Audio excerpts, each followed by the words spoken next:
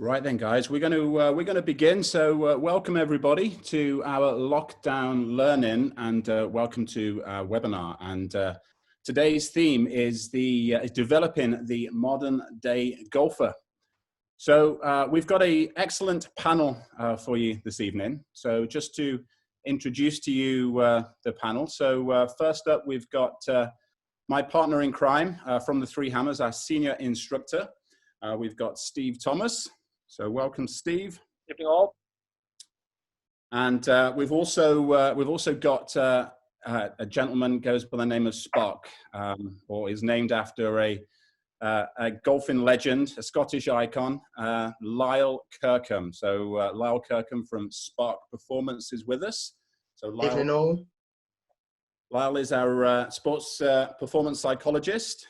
I've been working with Lyle for the last 12 months. I've had some great results with several players, and it's been great sharing quite a few journeys with Lyle. So and finally, we've got the Duracell Bunny himself. We've got the Golf PT has joined us. So we've got Ray Jakeman, the Golf PT. So Ray is a strength and conditioning coach. Ray, great to have you with us. Evening, gang. Thanks for having us. Looking forward to it. Great to have you here. So Ray's actually has just recently joined the team at the Three Hammers. So similar to Lyle, Ray's been working with a number of my players and some of the golfers from the academy. So unfortunately, shortly after we started to work quite closely together, we all got shut down, didn't we? So on that note, I really hope that you and your families are all keeping safe and well, and we're looking forward to getting back to it next week and getting out there onto the golf course. So the theme this evening, then, guys, the developing the modern day golfer. For many of you, we may the modern day golfer may be thinking of this young, vibrant 19, 20-year-old who's hitting the golf ball ridiculous distances. So that's not what today's theme is all about. Today's theme is actually just about developing the golfer in the modern day world. So it's great to see the number of you who've actually logged into this webinar, and looking through the actual register, we've got a number of a whole diverse range there of different ages and levels of ability and experience. So hopefully in today's session, there's going to be a little bit of something there for everyone. So Steve's going to take us through the opening presentation.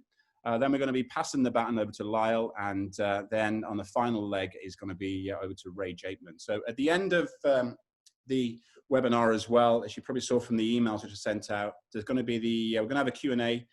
So time for Q&A. So if you want to post your questions if you think of anything that you want to ask the four of us during the session, post away. We've got our Mr. Three Hammers Golf Academy, our media man is going to be working in the background, so he'll be posing those questions at the end of the webinar. So I'd like to hand you over to Steve, and Steve and myself actually going to take us through the first number of slides. Yes, thank you, Rob. So yeah, guys, in front of us here, we've listed some of the key factors that we feel are important for development, really, for golfers, as well as other things here. And you can see there's a whole range of different things that goes into improving your golf game, and it's important to pay attention to all of them. But because we're restricted today from the hour, we're focused on four of them. So myself and Rob, we're going to cover time and practice, and we'll come to those in a little while. But you've also got our people here for psychology, so Lyle, and we've got the physical capability in Ray as well. So they're going to run through those presentations for you once we've talked about time and practice. So we'll move on to our time presentation. So what we're talking about here when we're talking about time, specifically we're talking about the time it takes to find improvement and what you can expect from that journey. Okay, so we've all had to sort of make swing changes. We've all had to try to develop our game, and we've all had ups and downs. And what we're trying to do here is learn from what everyone has to go through to find improvement, really. So understanding that process can help you be more efficient in the future at making improvements. So the learning journey, I think most people when they start playing, and perhaps some people here might think this is a good representation of what they might expect from it. So nice and steady improvement over time with no obstacles to reaching your goal. You know, the more I practice, I'm just obviously going to get better the more I practice, and there's not going to be a bump in the road for me. It's just always going to be nice and easy. Unfortunately, the universe doesn't have that in store for us, and the representation here, the graph on the right, is a little bit more like what we'll expect. There's ups and downs along the way, and actually we'll find in a little while that we're better for going through this learning pit here that we've got. So when we're starting the learning pit here, we think, well, perhaps it's a relatively simple challenge. It's not a problem for what we want to try to do until you start the process, and then you realize that there's more to it, there's more detail, and you challenge yourself enough so that it becomes difficult, and that's where we fall down into the learning pit. And when you're at the lowest part of the learning pit, obviously it's a struggle. It's a real challenge to think about, how am I going to get out of this, and how am I going to improve? You know, is it worth doing? Is it the right thing that I'm doing? You know, I failed is the kind of first sort of things that we all go through when we're trying to make changes or make improvements. But what's key here is that you've got the motivation. You need to make sure there's enough motivation to continue with the struggle. And as you continue with the struggle, you've obviously got people like us four here from the Three Hammers to help you along the way, give you guidance, to give you that lift as to this is the right direction, this is what you're going to expect, and this is what you're going to need to do. And so with that, you have that sort of that motivation to carry on through time, and through doing the right things, you improve and actually end up doing or being a lot better for it. So the learning starts basically when you challenge yourself and things are not easy. You need to then adapt and make improvements, and that's how you progress your golf game from there. So in fact, you know, when you're making changes to your golf game, there are going to be many ups and downs along the way, as you're going to be aware, and these will look different every time you make a change. So things will feel different all the time, but you need to consider where you might be on the learning journey. So here, for example, we've got the multiple learning pits, and this is basically a journey towards mastery. So you're going to have to make lots of improvements, lots of development in order to get to the level likely that you are satisfied or at least, you know, to begin with, competent at playing golf. And you can see with these pits here, some there are quite sharp learning curves. Some take less time to get out of the pit. Some take more time to get out of the pit. It looks different all the time. But one thing's for sure is that because of that struggle, and because you would have learned things along that in that struggle that you wouldn't have appreciated at the beginning, the detail, the feelings, all these little intricacies, because you are aware of those now, you'll actually end up more successful and be better at getting through the learning pit each time that you get into it. And so, you know, there's a deeper understanding through perseverance, resilience. You'll be better to make recall in terms of the feels and what's successful. You'll be better at overcoming challenges and comfortable with uncomfortable learning, which I think is a really key part, is to embrace the challenge of making a change. It's just because Rob or I or anybody says, oh, you come across the golf ball a little bit, you need to get a bit on the inside. That is, you know, not enough. That's just knowing it's one part of it, but really understanding, really persevering and understanding the move is what's key there. So that's very good there. Okay, so the key takeaways that I suggest from this section really is that we all can accept that learning can be challenging. That's not a problem. That's something to just understand, and difficulties can be overcome with guidance. You need to embrace the challenge and get out of the pit.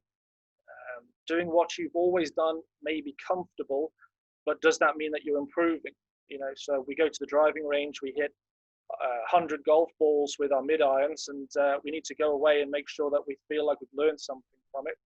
And I don't think that example that I just give there would many of us would learn from that. So and you'll be better off in the long run because of the hardships that you had to endure to get to where you wanted to go in the end. So that's what I feel about that section. I think it's a really interesting point there you made as well, Steve, about that. And yeah, we're going to move on to the actual block practice and practice methods shortly. But I found over the years of working with players, it's those bad rounds or those bad experiences there that have really, we've really learned a lot from each other. Yeah. And it takes that poor experience, so we can really look deeper to what's the actual root cause of that experience to really improve it, to take us on to that next level. Absolutely. Yeah, absolutely. So now we move on to the practice section, which of course does relate quite well to the previous section that we looked at. But what we're looking at specifically here is how do you change your style of practice in order to improve on-course performance? And I think we can all agree that we've asked this question of ourselves. And Rob and I hear this on the lesson tee quite a lot. So why can't I take my range game to the golf course? And the obvious answer is that the way we practice isn't reflective of the game we play. Hitting that 100 balls with just a 7-iron or a 6-iron doesn't reflect the challenges that we face when playing a golf course. So what most players do is they do the bulk and vary practice, which is what I've just described, hitting the same shots over and over, and perhaps the only occasional club change. We call that bulk and varied practice there. So this is where it's important for you guys to be honest with yourselves, really, and ask yourself, what do I need to do on a golf course, and is my current practice reflective of that? And I've been guilty as well in the past. It's when you really look at it, is it really reflective of what you're going to need to do on a golf course to be successful? And of course, there's lots of elements to a game of golf, and having the right facilities to be able to practice and making sure that you keep a plan, I suppose, which we'll come to towards the end, that you are doing the time at all areas of the game and not just focusing on your driver or what have you. So yeah. Rob, I think you wanted to mention this. Yeah, this is just before I do, actually, just going to, if we can just bring Lyle into the conversation, because we're talking there about, how the actual practice methods and how can I take my range game to the golf course. Lyle, you were nodding away there with a big smile on your face there. Obviously, you've been asked that a number of times there from players who you work with. Do you want to add any input there as well? Yeah, I think absolutely. I mean, I'm nodding throughout this whole thing. It's brilliant. I suppose one of the key things there is asking yourself the question of the phases of learning that we're in. And I think one of the key areas there is there's two phases. So there's the phase where we are kind of practicing to learn, which is where the kind of the skill hasn't necessarily been grooved yet or kind of understood. But then there's also the practice to perform phase as well. And those two kind of contribute to what that looks like on the range.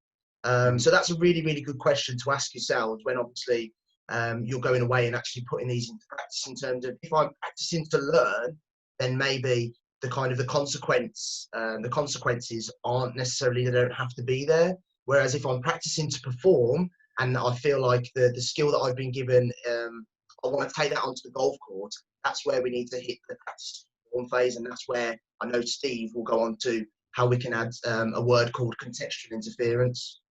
Yeah, that's great. I thought for a minute then, Lyle, I thought you were going to steal the whole of Steve's. No. Yeah, these slides here, this is a slide which really for myself has stood a test of time for many players. Now, simple questionnaire really. So seeing where a player is at right now, and Steve, I know, and myself, we've been using this for a newcomer for a number of years now. So because a client books in with us, we want as much information from that client as possible before we meet. So 4 sections here on technical, tactical, psychological, and physical. Literally, epitomizes what we've got in this webinar today. And just being honest with ourselves, this has got a habit here of asking questions that we probably didn't think was relevant, but when we actually answer these, complete this questionnaire very, very honestly and truly to ourselves. There's no right or wrong answer. We can really see areas there that we probably didn't think that we need to improve. Some of these won't be appropriate for everybody. This is aimed at, let's say, the whole golfer, looking at, elite professional golfers to your recreational golfers. And simply they're just identifying strengths in the game. So just because, say, Steve and I happen to work at obviously a fantastic facility and we got a driving range, lots of players would come along to a golf lesson and assume that we're going to be doing swing fixes. And I take great pride in not being classed as a swing fixer. The players which I and we work with, we're looking to develop those players. Our role is more of a mentor, more of a coach to take them on this journey. And it really starts with this. So it's all in good, how do I practice, but what do we actually need to practice? So it's happened to me a number of times when people have come into the academy in the studio there, when we could start a session inside. And we go through the consultation and we end up doing something completely different to what they actually really had in mind when they came along to the session, but it was specific for them. And I think that's really important. So not just assuming it's all about pretty pictures. Golf's about numbers. It's about hitting it less. So So Steve, I think as well, this is really good because this gives an impression of a picture of what that player's game, what they think their game's like, which you can learn a lot from. But there's also, of course, there's a lot of apps now about keeping some data, performance data. I think, I used to, as a kid playing golf, used to love keeping all my stats and seeing the improvement in all these different areas. It's a combination of what you think, as well as the actual keeping some stats yourself, and that's very useful to monitor progression and see where you need to make changes and where your strengths are as well. So absolutely, you've got to know where you are to know where you've got to go first. So absolutely, happy with me to move on? Yes, cool, yeah.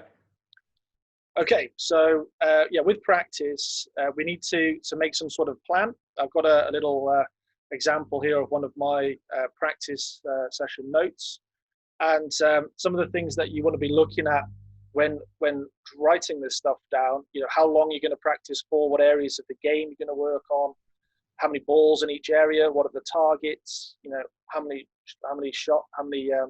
how long between shots, which we'll come on to, and what will be the variability, which we'll come on to. But for me, I think one of the important parts of a practice session here is reflection. You need to make sure that when you're looking back, that you learned something. And there's quite a big box that I have down at the bottom here. What did you learn? And if you come away from a practice session with that thing looking a little bit blank, then I'm afraid you probably just threw your money away. So that needs to be full of stuff that you would have learned. And so that's having the right challenge. We're going to come on to this, but the right sort of level of practice session, and make sure it's practicing the right areas for you to learn something. So we need to make that plan. And I would go as far as to say, make a practice planner, which is a bit more long-term, a month practice planner, so that you can ensure that you're covering lots of different areas of the game, and not just one that you particularly have a weakness in. There'll be multiple weaknesses in everyone's game, so you need to make sure you're practicing them as well as your strengths as well, and that you're not just covering areas of comfort or strength. Imagine if we looked at the average Joe's practice schedule, it will say driving range, driver, and mid-iron for the majority of the month, and then forget to practice only about half the game in putting, or about 20% of the game in chipping or something like that. So that's I think is super important. It doesn't have to be as formal as perhaps this sheet on the right hand side. It might just be having a little A5, A6 little notebook that you just but you make sure that you write these kind of points on and go from that. I think if I can just jump in there as well, Steve, certainly this last 3 weeks has been difficult for everybody. Now, a number of clients, it's actually been quite nice for me to have a good conversation with a number of my clients away from their golf range, away from the three hammers, and actually just talking to them, reflecting on the season and talking to them about practice planning. One of the I know we should have a young Holly Branson in the room now. Holly, special mention for you. It's your birthday today, so happy birthday to you, Holly. Birthday, Holly. With Holly's a good example, aspiring elite female golfer. We've been working on practice plan, actually structuring the practice, and actually working on actually sharing a schedule with me. And it's good to actually start it now when there isn't an awful lot going on, to actually build upon that, and as we actually move into the season as well. So that's certainly, I've probably had that conversation probably with a good half dozen of my players over the last couple of weeks, and I found that's been really beneficial. So this is where we get into, how do when we're practicing, what we need to be doing to make sure we're learning. This is where we're kind of going into next too, and this is where we're starting to explore really how can you take your range game to the golf course. This is how you're going to do it. So firstly, the challenge level.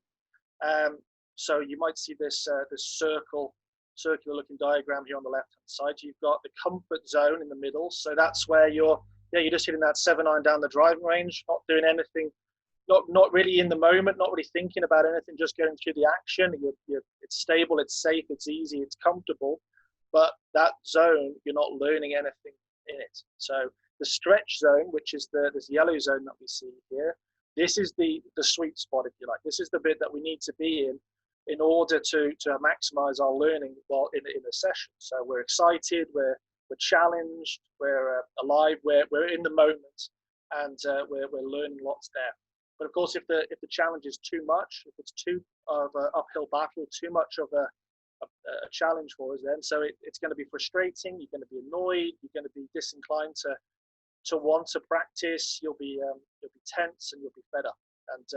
And that is the motivation then that we talked about in our learning pit is going to be gone as well. So we need to keep in that stretch zone. So finding the right balance of challenge.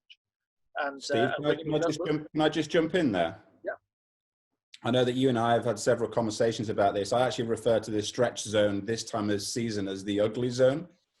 Ugly zone. Lyle and I have been, we've had several debates about this as well. So as practice as well does actually need to be seasonal and season specific. So this time of year as well, we are now able, from next week, we're able to go and hit golf balls again. We can get out there. Now, if we do need to make those specific changes that we don't really want to be making in the actual season, now really is that time to step into the ugly zone or the stretch zone. And I would actually take clients close to that panic zone, but without getting them into that panic zone, obviously, because the last thing we want to be doing is getting into that panic zone come April, May next season when it's the start of the season. Yeah, absolutely. And we'll explore that a little bit more as well in a little while. But that's the first, is the challenge level, and then we have our contextual interference. Let me just move my screen here. There we go. So contextual interference is basically interference from switching from one skill to another, or changing the context in which a task is practiced. So you have what's called block practice, where there's low contextual interference. So on the bottom, I've got a couple of diagrams that kind of give you an idea of what that is. So the blocked on the bottom, on the left side there, you may notice that there's the same colored dots in each one of the boxes. That's doing the same thing over and over, and that's called block practice. Now that's low contextual interference. That doesn't say it's bad. It's just that's what that is, and at times that's going to be useful, and at other times it's not. And we'll explore that again in a little bit. But you have random practice as well, so that's high contextual interference. And so on the bottom right side of the table there, you notice the dots are all different colors, and so that's like hitting a 7-iron one time, a putt the next shot, a driver the shot after that, a small chip after that. Every shot's different, and it's measured as well. So there's a little bit more at stake and a little bit more pressure involved there as well. But it's the switching from one skill to the other. Now, I'm sure we all agree when we play golf, there is a high contextual interference because every shot that we play is going to be different. So what we want to ultimately get towards when we practice on the driving range is more of a random practice style, because that's a bit more reflective of how we're actually going to play golf. But we can't start in that position because there are certain skills that we have to learn along the way, but we want to ultimately get towards that to achieve mastery. So how to use this challenge and contextual interference in practice. So we've got these three titles here that we want to consider. We've got spacing, which is the time between each rep, in order to forget and then to remember. Okay, so here's a table or a chart, sorry, that we can sort of see the idea of spacing. So we've got an arrow here where we can sort of see when we first learned whatever the subject was that we learned. I'd love it to be 100%. I don't think it starts at 100%, but it'd be nice if it was 100%. And then, so that's a retention of 100% of the information given. And through time, which is the x-axis along the bottom here, we've got days. We can see that we gradually forget, or we retain less of that information through time. And then once it's reviewed, i.e. you have another practice session or another golf lesson, or you read your notes again, your retention goes back up. And what you notice is that the more that you review it and go back to practicing it, the longer that information is retained, and you'll be able to obviously perform it a little bit better on the golf course because it's been learned. Now, what spacing is here is you need to leave a little bit of space to forget and then remember again. So that's the point here is, how long do you leave it? If you're a pretty novice player, you won't leave it that long. If you're more advanced, you'll leave longer intervals between reviewing it, and that will make it more challenging for you. Variability, so that's that constantly changing the nature of an application of the tasks. And we're going to come to this chart a lot more, but this is a really good representation of what you will be trying to do to have variability or little variability. So across the horizontal here, we've got constant practice on the left, variable practice on the right, and then from the bottom to the top, we've got block practice, the random practice. We're gonna talk about this a bit more in detail in a little while. But bottom left basically is block, and top right is random practice. We need to figure out where you need to be on this scale to get the best out of your practice as well. And challenge is, that's the more spacing, the more variability, that increases the challenge, but also what the goal is of what you're trying to achieve. The task that you're trying to do also contributes towards the challenge level. So when you're practicing, you need to be thinking about these three elements to maximize your efficiency when practicing. Have you got the correct amount of spacing, the right amount of variability, and the right amount of challenge in order to have a session where you're going to learn something? So more is not better in all of these. It's just finding the right point that you need to be at the moment. So this is where we come to finding out what works for you.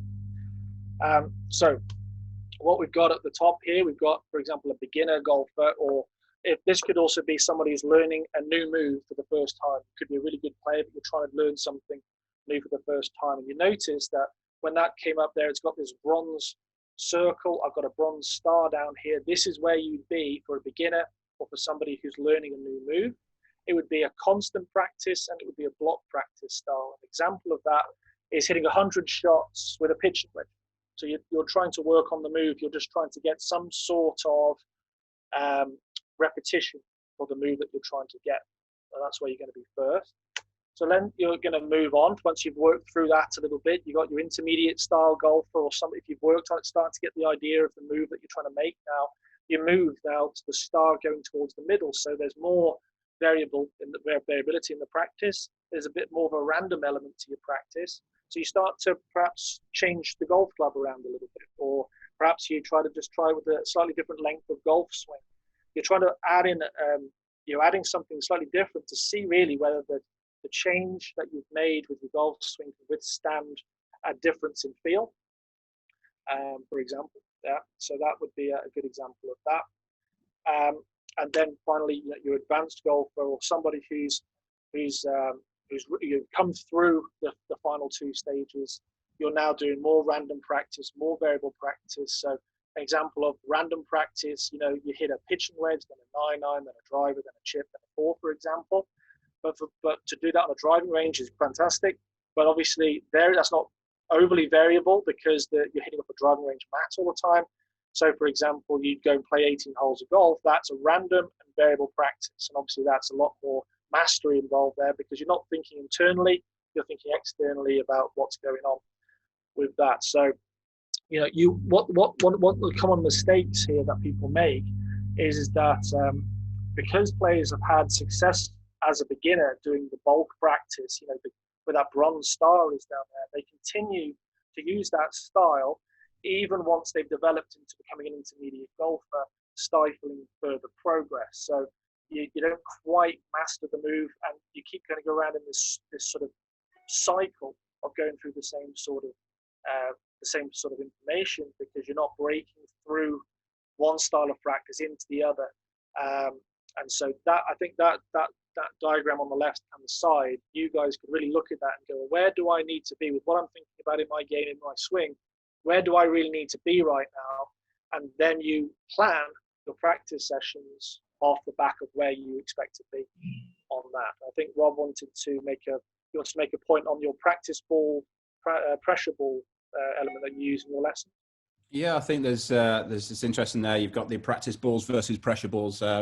This is a practice skill which is used by many elite players and serious golfers. And interestingly, having a conversation with Aaron Rye, who's done particularly well just a little while ago. Now he's a huge advocate of this. So typically he'd actually separate his golf balls. So he'd have like 10 balls in a section, which he classes these are his practice balls. So he'd be working on feels, etc., etc.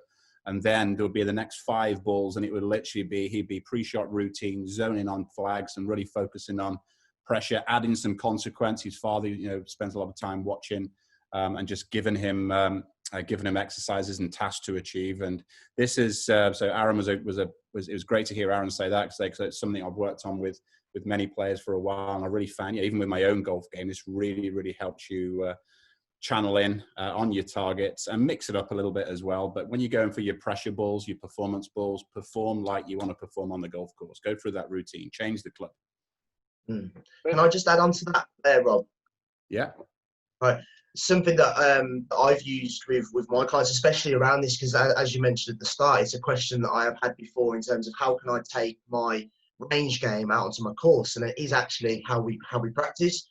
A really good activity to do here is the challenge of you can only hit one ball on the range every 2 minutes. Okay. And I think the reason why we say that is because how often on the course do we hit a ball, and whatever the outcome is, do we get the opportunity to hit the ball again within 10 seconds? We don't. So if we're trying to replicate what we would see on the golf course, all of a sudden that technique adds in the spacing, the variability we can add by in a different club every 2 minutes, and the challenge point we can set targets, but also because we've got 2 minutes, that allows us to put in that reflection area as well. So just from that one activity, we can cover all 3. Great shout. I think there'll be an even bigger queue at the front door at the Three Hammers, though, but absolutely great shout. Yeah, perfect. That's okay, exactly. 1 minute then. Absolutely. And with this, just to be clear, I'll just go a little bit back on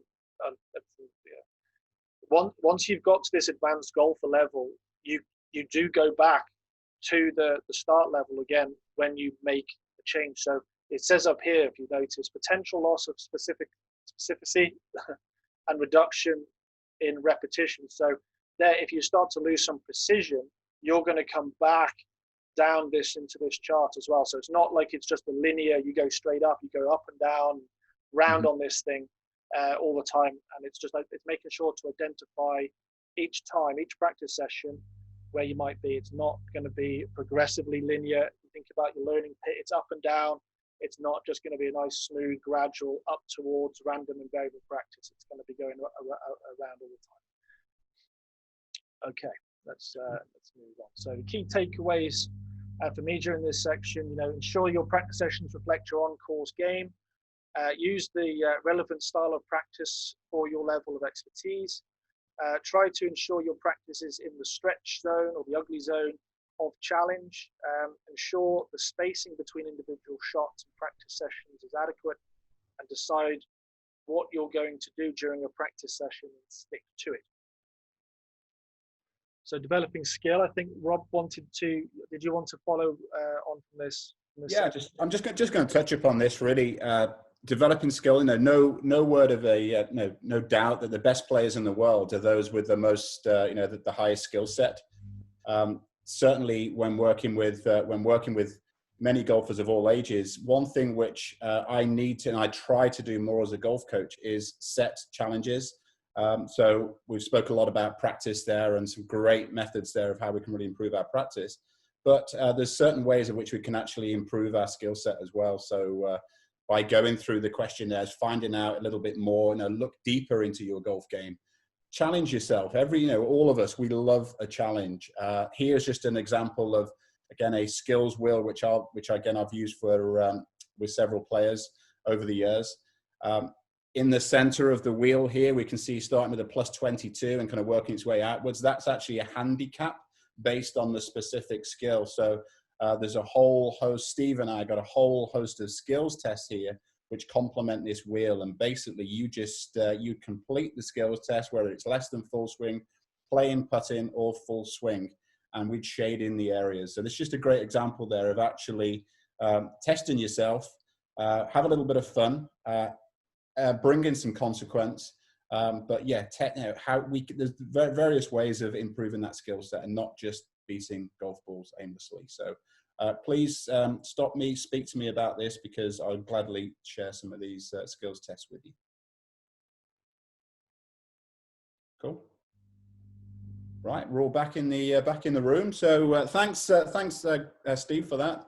Some fantastic insights there. So Lyle has been waiting patiently, and Ray, he's really waiting patiently there. So Lyle, I'm prepared.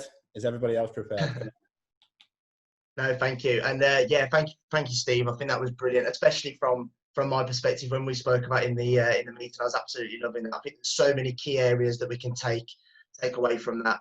Yeah, so I'm going to be talking about the psychology for the modern day golfer, and I think that be prepared there links into a challenge that I'm going to set you all. So I've got a register here with all your names on, and at some stage within my presentation, I'm going to be choosing a name, and I'm not going to relay the task. I'm going to drop it on you last minute, and I want you to be prepared, because everyone's going to be judging, everyone's going to be listening, and we're going to be judging and putting you on the spot there. So that's all I'll say at the moment. I suppose it's important, and what I want to cover in this bit is very much around what golf psychology is, kind of why it's needed, but then also going into the links of what the modern day golfer is doing from a golf psychology perspective, and kind of hitting some of the key areas of that.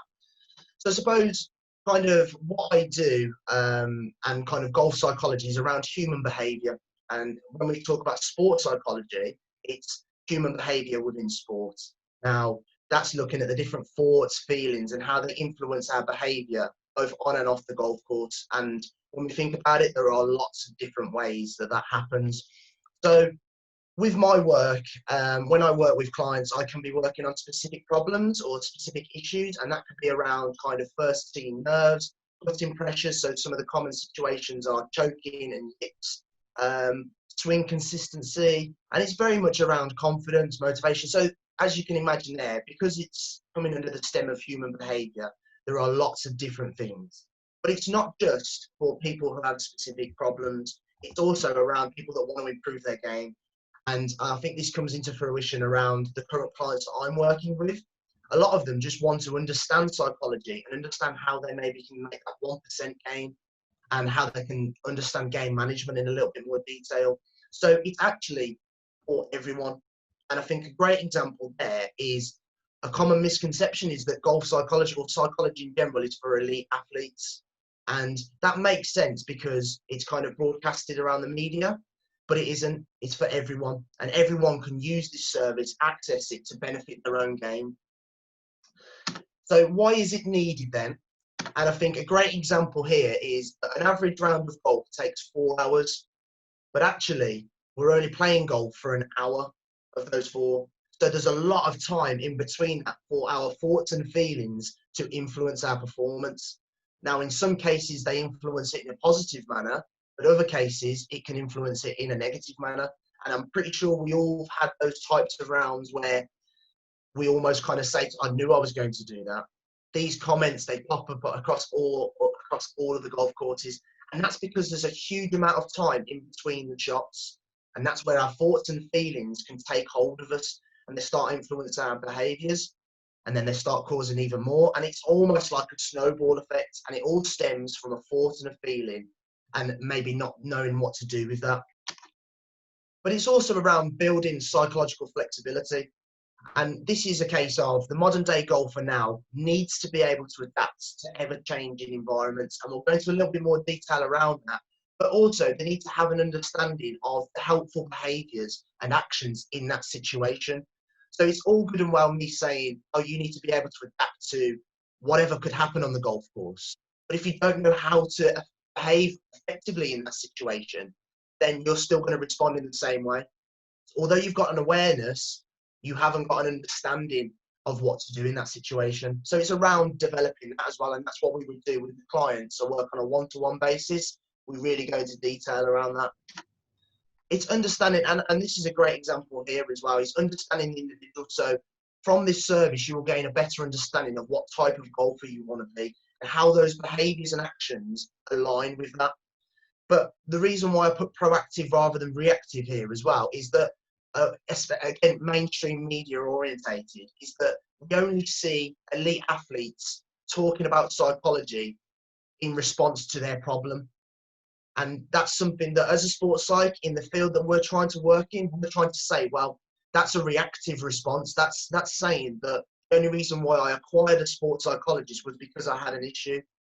When in actual fact, what we would suggest is that if we was in that environment in the first place, we might have been able to, one, give you a better understanding of some of the things to look out for, but two, give you a better opportunity to be able to manage that situation.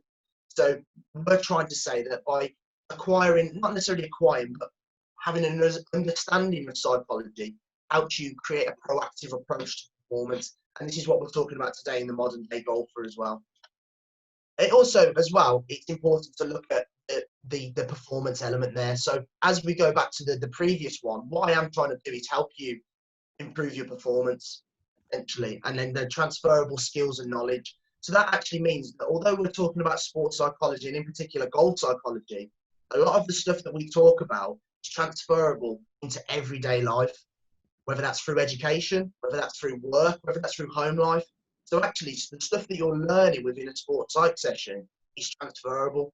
And that's probably one of the beauties of it. So, okay, so moving on to some of the key areas then now then, that the modern day golfers do. So you'll see the picture there. I'm pretty sure we all know Dustin Johnson won the 2020 Masters winner. Thoroughly deserved winner. I don't think anyone picked Dustin Johnson, did they, on the did you? Yeah, I think Rob did it actually, yeah. So great shout there. But one of the key things here that really associated with Dustin Johnson's performance, and in particularly the last round, was consistency in the routine. So a great example, and the commentators actually picked it up as well. When he bogeyed the 2 holes in a row, he didn't change any of his behaviours. Okay, and this comes to the fact that every shot we face in golf, we have never faced before. Doesn't matter. We may have faced similar shots, but we have never actually faced that specific shot ever before in our careers. And that there comes with uncertainty around what to do. Now, obviously, we use experience to help guide our behaviours, but unfortunately, that's only a small proportion. In every golf shot we face, there's always going to be uncertainty, and when there's uncertainty, there's normally doubt, and then that doubt creeps into commitment, and then we wonder why we haven't hit the shot that we wanted. So all of a sudden, what we have is a lot of uncontrollable variables. What we need to try and do is stabilise that, and a great way to stabilise that is having a pre-shot routine. So a pre-shot routine is a set of behaviours and thought processes that enable you to execute that shot, that enable you to acquire all the information that the environment is giving you, weigh that in with your thoughts and processing, and then be able to execute the shot that you wanted. You need to have a consistent pre-shot routine. So if I said to you, do you have a pre-shot routine? What would your answer be? And I want you to think about it, because one of you is going to talk us through your pre-shot routine.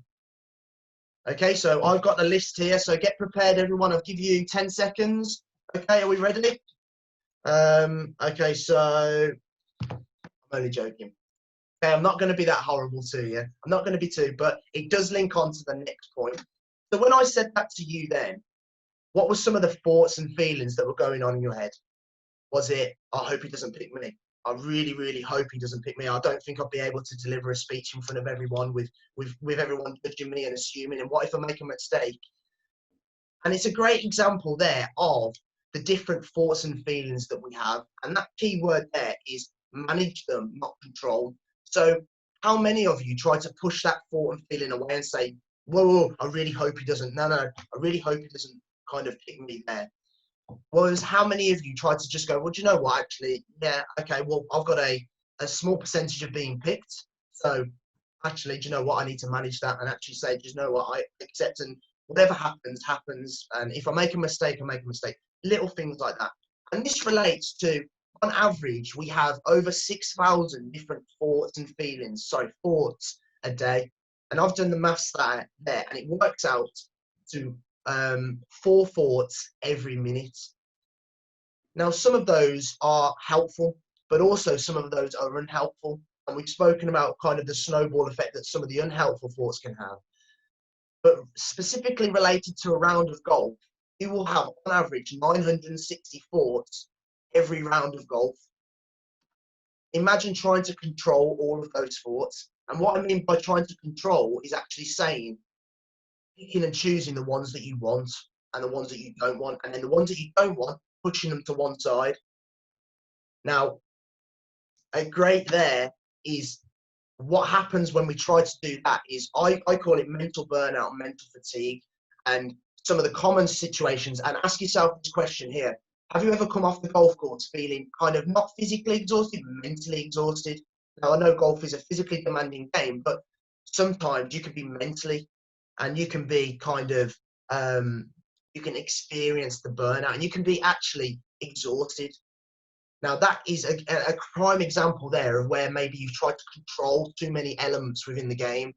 If it feels like it's been an emotional roller coaster, that's another great example there. These thoughts and feelings are very natural.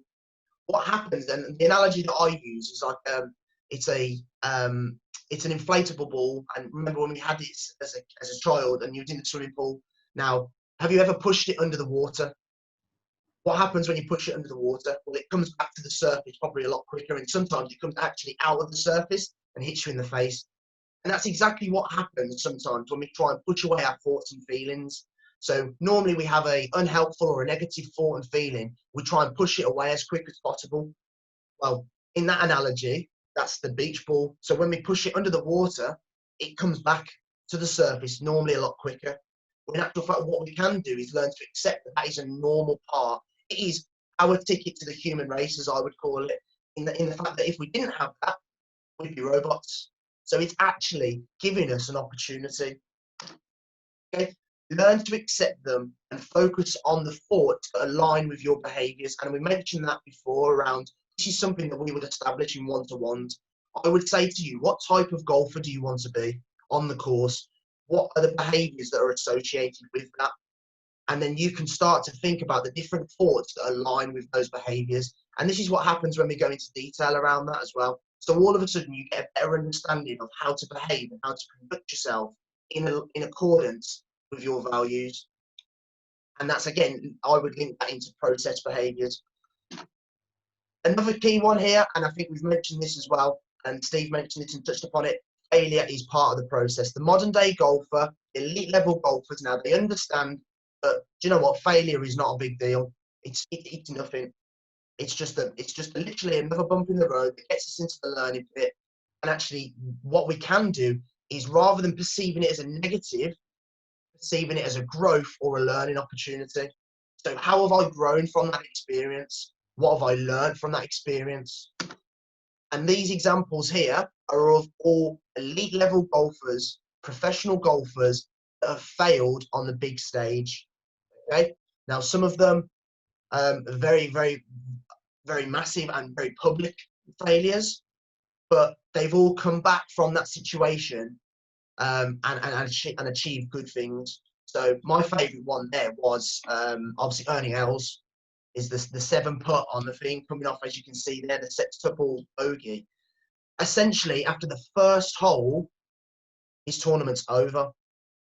However, what was even more impressive is that if people don't realise that the next 17 holes he played level par.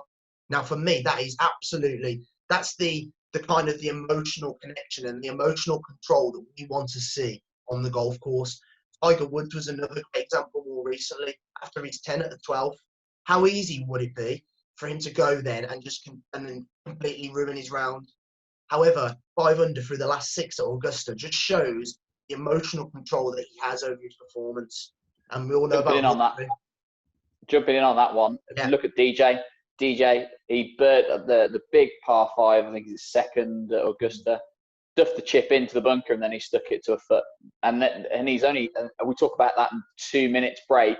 That was what, maybe a minute, maybe 2 minutes leading the championship. The wheels could fall off very quickly. Tough bunker shot as well because it's over a good 15, 20 yards. So yeah, I think, it's phenomenal, isn't it? Absolutely. And I'm pretty sure there's loads of examples that we could go to there. And I think Georgia Hall is a great example as well. When she first stepped onto that professional scene, the amount of miscuts that she made in big tournaments, a great example there.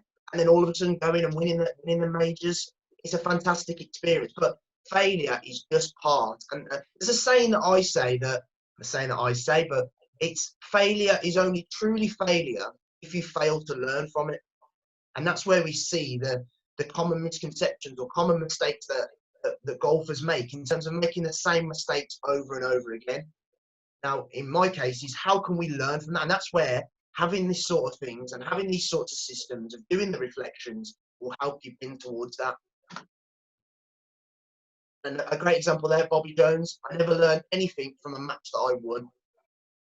That's a great example there. And that's the phases of learning, and that's the kind of the mindset that we're trying to get you into as a modern day golfer now.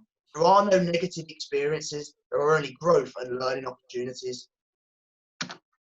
And the final one, which I think is so important for any style of development, is accountability. So taking full responsibility and ownership of your development. And one of the ways that you can do that is understanding your what, your how, and your why. So in a great example of highlighting some targets, what is your target? How are you going to go about doing that? And even more importantly, why? Why do you want to make that change? And I think that why then becomes the foundation, because it's very easy for us to know what and how we want to change, but why do you want to change? And all of a sudden, that then you implement that why into the learning bit, and that's your kind of foundation, and you can go back to that, so that when you drop into your kind of one of the key areas of the learning bit, your why is what gets you out, because that's what's there and that's your motivation. So I want you to go away from today's kind of today's webinar having a better understanding of the what, which is what and how, which essentially what Steve's covered. I want you to ask yourself why, and that's an extension on what you can do with Steve. Why do you want to do it? Because a great example here is myself. I've known for a long time that I want to be a sports psychologist. I've known how to get there, but I've only recently understood why, and that is to create a positive impact and a difference on people's lives. Now that statement formed my service and my support. That's where I base my decisions. That's how I do all my CPD opportunities. Am I going to be able to contribute to my why? And all of a sudden it starts, and that's how I can align my behaviours with my value. How can you do that with your golf game? And do you know what that's your challenge? Again, thank you very much for listening. I hope you've been able to take some of that somewhere. Awesome. Awesome, Lyle. Thanks ever so much for that. Really, really powerful. And I literally I could sit here and listen to you present all evening. There are some real powerful messages there. So we're going from the why to the physical. So Ray, thanks for. Thank you. Thanks for being patient. Actually, just before I pass over to Ray, just mindful of the time, guys. We are going to run over a little, so please understand if you've got other things you need to end. However, we're going to run over. I'm really keen to hear Ray's presentation and any Q&A at the end. If we got any questions, we can answer them afterwards. If not, we can always ask us privately, and we'll be sharing this presentation as well. So as long as the panel is all okay with that. Yeah. Cool. Right then. So looking forward to this. Let's get physical. Ray Jakeman, the golf PT. So evening, gang. So really briefly, I've put a couple of slides up there, photos up on the top, and kind of showing you a multiplex of why the modern day golfer now at the gym. Now, obviously, the big one is centre stage there. Good old Bryson at the moment. He's in every paper, and he had an absolute shocker at the Masters, didn't he? And because he hits the ball so far, it just doesn't see it. No, I think he just had a bad weekend. He had one plan, tried to stick to it, and it potentially didn't work. Now, I know that's a divisive topic, and I'm biased. But if we take it back and we look at it, well, Tiger next to him is probably the person that's really stepped it up. Pre him, Jack, Gary Player. Brooks is another great example of somebody who hits the gym and trains really hard. On the left, you've got Anna Van Dam, who's one of the longest hitters on the European Tour and the LPGA Tour. And then more importantly, to the right as well, because yes, we're talking about the modern day golfer, but we're also talking about playing golf in the modern era. Well, actually, there's Mr. Bernard Langer, who shot the same score as Bryson at the Masters and made the cut at 1 under at the tender age of 63. And now he still trains. And actually, what was really cool, I was having a nose through his Instagram account. If you have a flick through it, he did a big section on training with Bernard. Okay, and getting into the gym and doing what he does in his routine does mean that he played phenomenal, or still plays phenomenal golf. And we can kind of chat through other examples. And you know what? Actually, another one we can chat through and kind of look through is Tom Watson a few years ago at the Open. Took Stuart Sink to the end there to kind of go through. Now, so ultimately, for me, trying to make you a little bit more athletic and trying to be a little bit less Adam Sandler, and hopefully looking a little bit more like Adam Scott. So we can kind of obviously see when we kind of watch Adam Sandler, he kind of takes a big step in and kind of uses his body. And actually there are some phenomenal things to do as well. We look at the poise and the prowess of somebody like Adam Scott from there. So first off question, I'm not going to throw anybody to kind of answer and pop up, much to probably Lyle's dismay. But let's think about what we use on every shot. So if we think about every shot we use, and as Lyle's quite rightly pointed out, we're thinking about it and we're using our brain to think about every shot. But we think from a equipment, physical, well, what do we use? And the most of the time I get the answer is a golf ball, okay? It's the same thing we use on every shot. Now, I will argue, if you're anything like me, okay, the quality golfer that I am, you might lose 1 or 2, potentially. Or if you're a really good golfer, we might scuff if we've got some new grooves on the wedges. Or do you know what? We just get an unfortunate, and we hit a stone and we chip the golf ball. We're probably going to change our golf ball once, maybe twice around, probably. So I'm going to argue that the golf ball isn't the thing we use on every shot. And like I said, we're going to be using our body on every shot. So if we're looking at that and we're going to go out and spend some money on new equipment, and we're going to go and buy the latest driver, latest irons and stuff like that, surely we should be thinking about looking at our body. And if we use it on every shot, well, how many times around do we use a driver? Maybe, depending on the course, a handful, 5, 6 times. Okay, but we're spending £400 to buy a new driver. Why aren't we potentially investing that in our body? And almost, let's say we've not looked after our body a little bit, and thankfully this isn't my Mini, although it doesn't look too much different to that.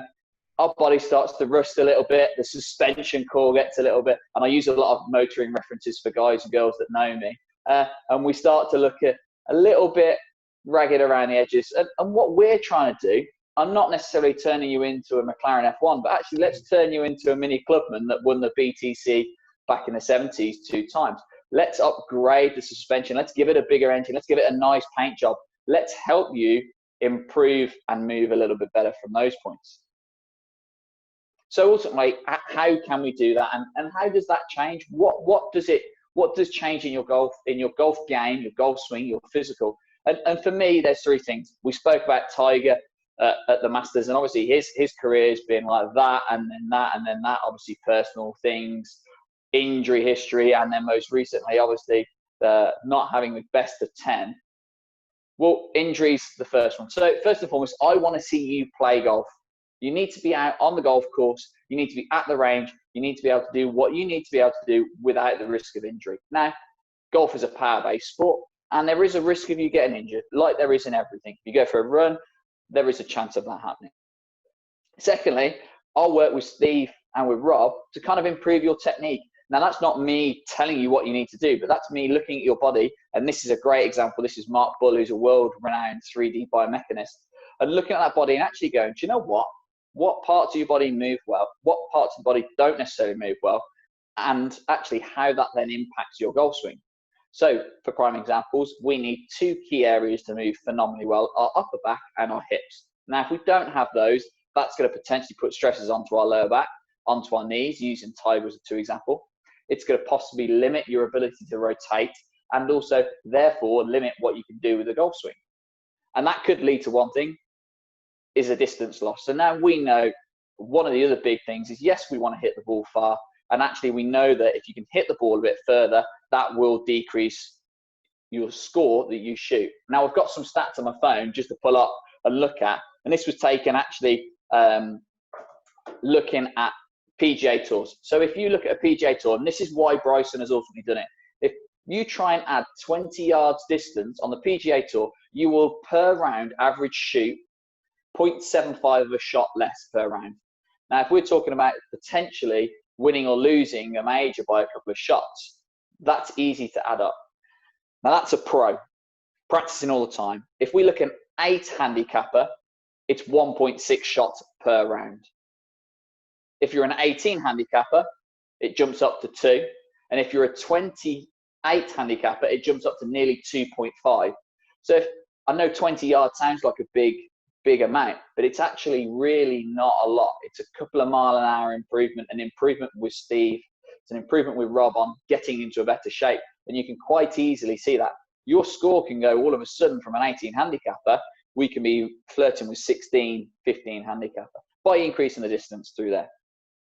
So one of the big questions I get, and Lyle kind of talked about it from a sports psych point of view, what is golf fitness? Now, I'm going to use Three Little Pigs as an example, okay? Bit off the wall on a few things.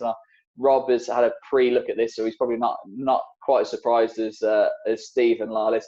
But if we think about foundations of houses, and if we think about foundations of your golf swing, now if we think about the house that was built of straw and was built of wood, well, the wooden one was better than the straw one, but they're not amazing. If we think about your golf swing, if we're built on poor movement, then actually you're going to be limiting what you can do from a golf swing point of view. You're then going to put yourself at more risk of injury and also just playing suboptimally. We're investing the time to see the coaches. We're investing time on sports site. We're buying new equipment every year. Well, why aren't we looking after the one thing that can interlock all of this together? And we look at 3 processes, and it's very much in this pyramid through here. Do we have the movement requirements to swing the golf club well? Like I said, upper back rotation mainly and hip rotation. Secondly, are we strong enough?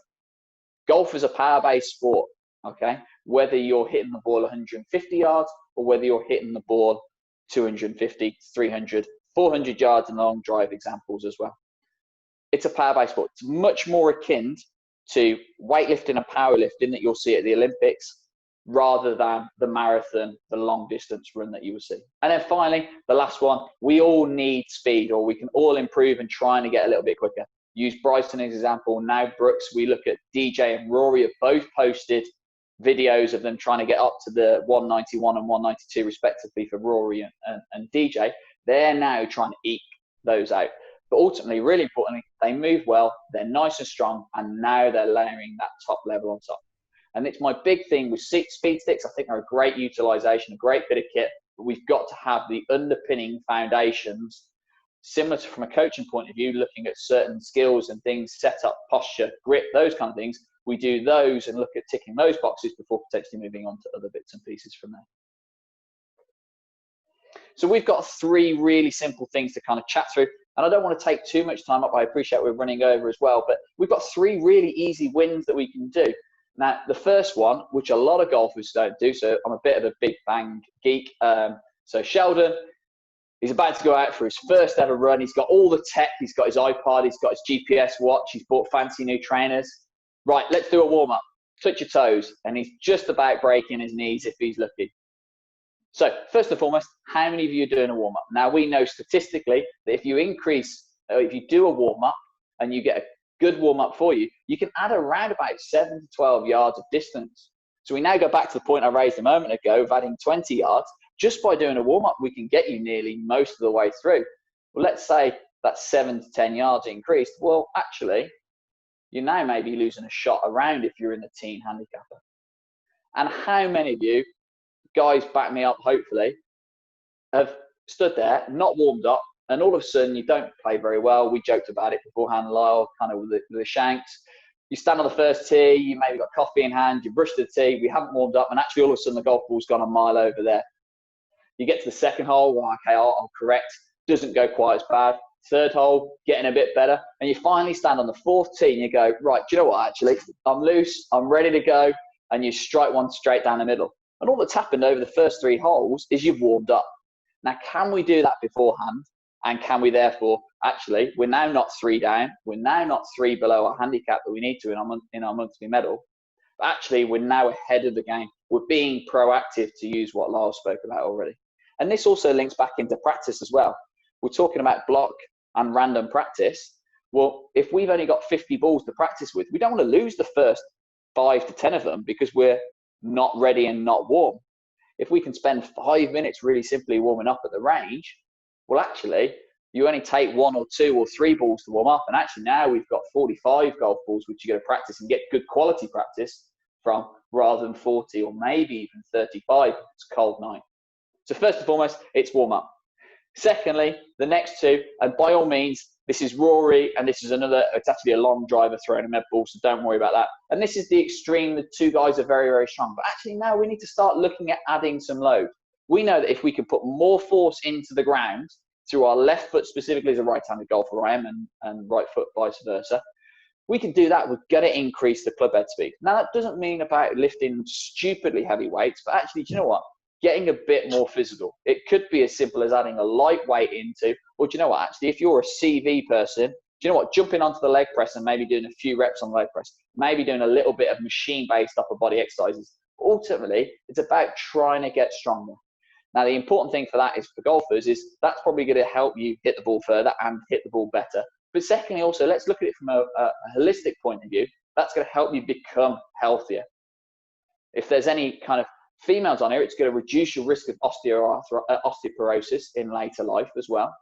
And gents, it's also been shown to have a reduction in the issues of coronary heart disease as well. So we're now looking at it a bit more broader, which then leads me onto my final kind of like looking at point in simple ways, is trying to get a bit of a balance. And this is where I scope out of my just purely being physical, but now looking at that whole rounded. And now this is looking a bit more kind of general, and it's not just looking at the golf game. So we're looking at actually, do you know what, work stress. This could be for juniors. This could be school stress, money problems, anxiety, relationships, lack of sleep. And I highlight the one at the bottom, and that's actually my son passed out cold early today, finally asleep. My wife was dancing around the room trying to escape out of there. But it's looking at those and trying to balance out. And this is where we link up really importantly with Lyle and the coaches, is actually trying to get that balance. Golf is really important, but actually by being physically stronger and fitter, we have more space and more energy to look after all of those, which then means the practices that you're going to put in, the work you're doing with Lyle, you're actually, like Rob alluded to, the Duracell buddy, you're going to have more energy, you're going to have more pep and ready to go through those things. So we're actually going to make more progress around everything. So just looking at that whole rounded picture of, yes, it's going to improve our golf. It's going to also improve our health and well-being, which ultimately we're going to be more productive elsewhere as well in work, which hopefully means we have more disposable income to then spend and play more time and enjoy more golf. So how do we find that out? And I think it's quite a simple thing to start off with. We need to find out where you are. So Rob and Steve have highlighted 2 things already. They've kind of gone through where you think you are, and you've got your kind of self ratings, but then we've also got the player chart as well. Now, from a gym point of view, we're going to test and not guess. So we're going to get you, we would get you into the gym, we'll get you into an environment where we can look and we can assess. Lyle will do exactly the same with questionnaires and the one-to-ones. So we're all going to test and not guess, because actually that way we can guide you and help you move in the right way. As Rob said, we're not fixers. We're not going to wave a magic wand. You're going to have to put some work in, and that comes back down to the motivation knowing the whys, and having that motivation to really push forward and through. So we're going to look at some real simple things through here. We're going to look at, first and foremost, some general balance. What's your ability to balance through there? We're then going to have a look at some movement stuff. We're going to look at, like I mentioned, the top left and the bottom right are looking at hip and T-spine mobility. And then we're going to look at your ability to produce power. Now, whether you're a young junior golfer or a senior golfer, we need you to try and get stronger and increase more power. And depending where you are on those, it's going to fluctuate. So some people, you might need a bit more power work. Some people, we might need to move a bit better. And some people, we might need to get a bit stronger. But that's where that one-to-one, that discussion and working together as a group of coaches and as an athlete, we can help you develop from there. So really quickly, I know it's a bit of a whistle-stop tour. I've kind of jumped through a few bits, maybe a little bit quicker, just because I'm conscious of time. Gang, non-shameless plug. That's me. If you've got any questions for me, I know Rob's going to be sending out details. But I'm going to say thank you very much from my point of view for listening, and thank you to the guys as well. And I'll leave Rob to kind of chat more. Thanks, Ray. Thank you. Cheers, guys. So yeah, just a really insightful presentation there from Steve, or presentations from Steve, from Lyle, from Ray. I think looking at after listening to all you guys there, the theme was very much developing the modern day golfer. But what we're actually discussing there, it's very much the holistic approach there, isn't it? Without leaving any stones left unturned there. And it's hopefully today's been a giving you that now it's November. Golf is back next week in a cautious manner, but we're back out on the golf course next week.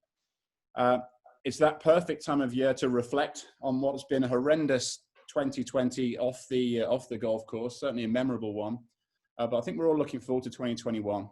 And if you can ask yourself, your why from today's webinar, it'd be great to hear from you at the end of this. If you could just pass, you should all have my email, so if you can just fire an email to me, that would be great.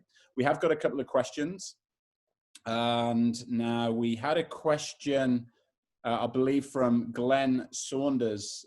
Glenn Saunders asked a question about custom fit golf clubs. He said, should he be working on swing changes, or should he be putting off working on swing changes for to go out and buy some custom fit golf clubs? So I'm going to let you answer this one, Steve, if I can fire this one at you.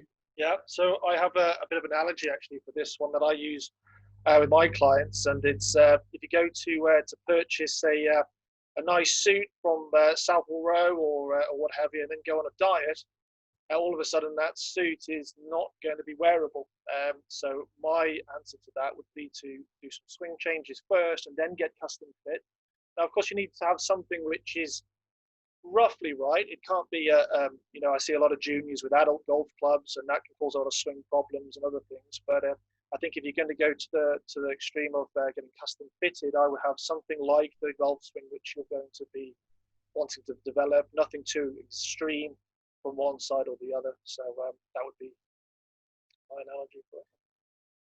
I think again, a lot of it depends on the actual swing changes that you're going to make there, Glenn. Sometimes they could be slight, but us as coaches are looking for that element of consistency, and the two kind of fit each other, don't they? Hand in glove there. Custom fit's essential if we've got the element of consistency. Right, another question here for this one's got to be aimed at Ray, from Adrian Shell. Is flexibility more important than strength and power? So I'm going to say it depends, because we're all different. All four of us as panelists are going to be different. We can generalize and typically kind of look at it and go, you know what, your junior female golfers tend to be super mobile. Our senior golfers, typically male senior golfers, tend to be a little bit immobile. Female senior golfers tend to be a little bit mobile but weaker. So you can generalize. I think what we know from a stats point of view is the stronger, more powerful golfer tends to be the better scoring golfer, even with certain limitations. So use John Ram as an example. Francesco Molinari is another example. So Francesco Molinari has a left hip mobility restriction. They know that. They've actually worked around it in his golf swing because it's a manageable, but they've made sure that he gets super strong so it doesn't degrade and actually become an issue. John Ram is famous for having, in effect, a three-quarter golf swing. He has a specific kind of mobility issue. I think it's right shoulder. I think it's actually a long-term issue. They have therefore made him super strong around that. So I think, Adrian, to answer it, it's a balancing act. It depends on that person and also where you want to go with your golf swing. You come in and actually, you know what, you've got a bit of strength, but you're pretty immobile, then we might focus on that and vice versa for there. So it's really dependent on that individual and where we want to go, going back to that why and actually what the challenge is and go from there. We can get some quick, easy wins if you are inflexible by incorporating some warm-up. The strength and power stuff tends to take a little bit longer, just the lag time behind it is a little bit longer. I hope that's answered that one, but if not, like, carry on, ask away, and I'll try and answer a bit more detailed if I've not answered it right. Cool. Thanks, Ray. Right, I'm just looking at so Q&A. So it looks pretty quiet here. So I think I'd just like to take this opportunity to thank you all for tuning in for our very first webinar. Really enjoyed it. So I'm sure there'll be many more of these in the future. So stay tuned. I will be following this up with an email I'll be sharing the presentations with all of you guys, and also with everyone's details on from the panel. So feel free to ask away any questions after this webinar. So from myself and the team, I wish you a safe move back to some kind of normality. Out of this lockdown. It's we'll wave goodbye to 2020 and we'll look forward to 2021 and to a great golfing year, no doubt. Crowds back at the Masters and let's onwards and upwards. Yeah. So thanks, guys. Thank you, Rob. Thank you, guys. Cheers. Thanks for your time, guys. Cheers. Cheers. Thank you.